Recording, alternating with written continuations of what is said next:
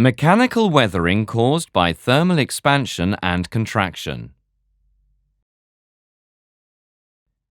In areas with a large diurnal range of temperature, the rocks are heated up intensely during the day and cool to a low temperature at night.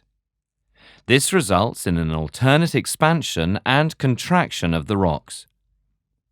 Thermal expansion and contraction results in three forms of mechanical weathering. They are block disintegration,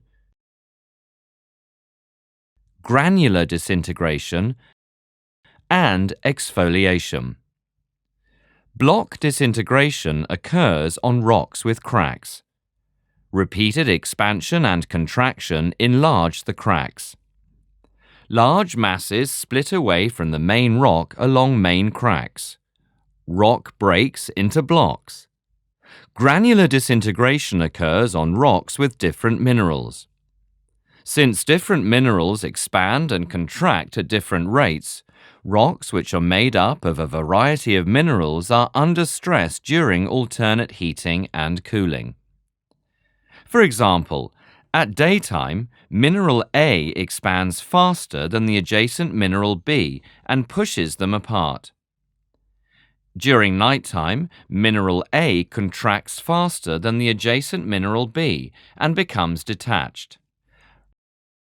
Repeated expansion and contraction causes all mineral grains to loosen and detach. Rocks break off into grains. In time, rocks disintegrate into small pieces. Exfoliation occurs on a uniform mass of rock. During daytime, the outer layer absorbs more heat and expands more than the inner layer. Concentric cracks develop. At nighttime, the outer layer loses heat faster and contracts more than the inner layer. Radial cracks develop. Repeated expansion and contraction causes the outer layer to peel off. Rock breaks into slabs. A new surface is exposed to heating and cooling.